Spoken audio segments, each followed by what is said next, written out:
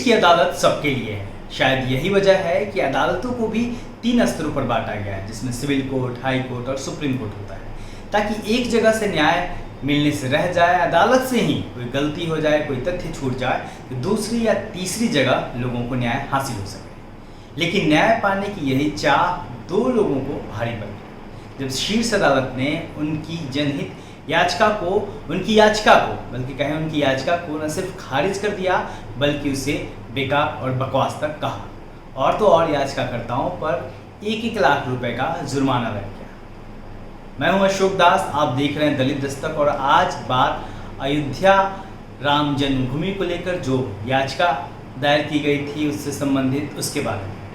दरअसल मामला अयोध्या के राम जन्मभूमि स्थल से जुड़ा है। आप सबको याद होगा कि पिछले दिनों जब राम जन्मभूमि के समतलीकरण का काम हो रहा था तो उस दौरान कुछ तस्वीरें निकल के सामने आई जो कि सोशल मीडिया पर खूब वायरल हुई।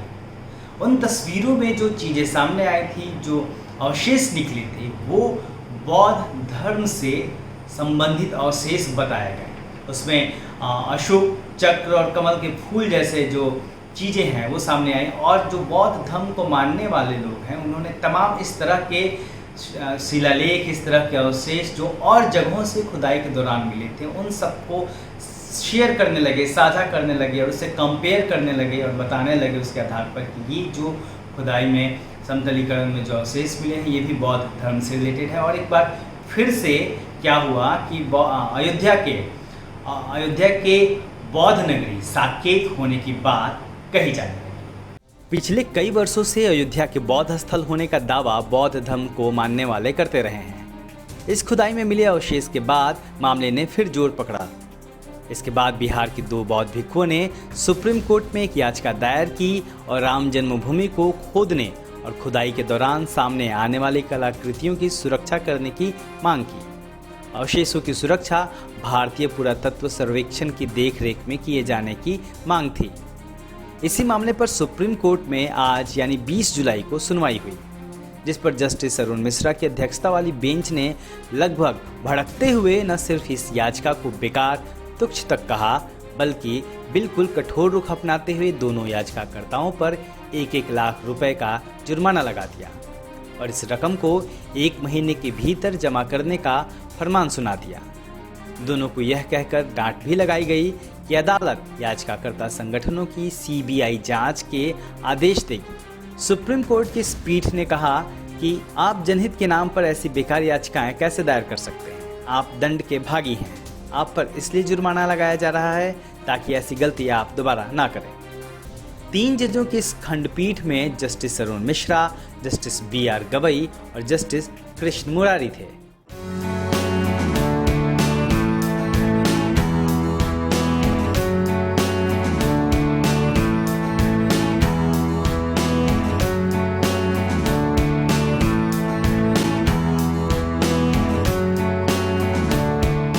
दरअसल हुआ यह कि राम जन्मभूमि के समतलीकरण के दौरान कई तरह के बौद्ध अवशेष सामने आए। इसके बाद बिहार के 2 बौद्ध भिक्षुओं ने राम जन्मभूमि पर एक बार फिर से अपना दावा बताया। इसमें से एक भंते बुद्ध शरण केसरिया भी थे।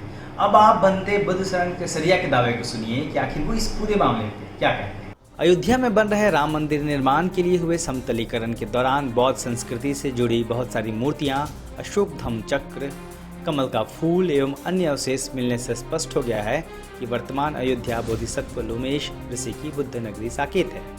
अयोध्या मसले पर हिंदू, मुस्लिम और बौद्ध तीनों पक्षों ने सर्वोच्च न्यायालय में जनहित याचिका दायर की थी, लेकिन सारे सबूतों को दरकिनार कर एक तरफा फैसला हिंदुओं के पक्ष में राम जन्मभूमि के लिए दे दिया गया। इसके लिए हमारे संगठन ने राष्ट्रपति, सुप्रीम कोर्ट समेत कई संस्थाओं को पत्र लिखकर वास्तविक स्थिति से अवगत कराया।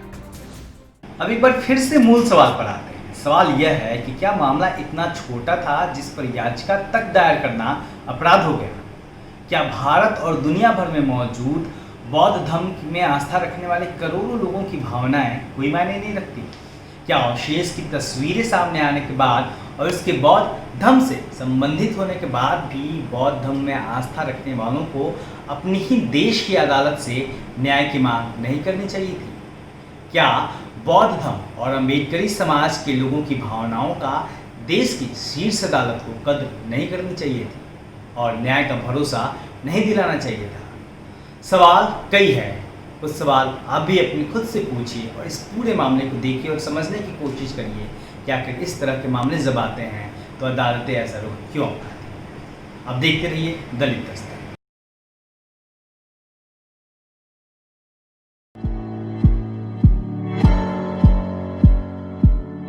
दलित दस्तक आपका अपना चैनल है। यह चैनल आपकी आवाज़ उठाने के लिए है। इसको जरूर सब्सक्राइब करें और अपने दोस्तों से भी करवाएं। बेल आइकॉन पर भी जरूर क्लिक करें।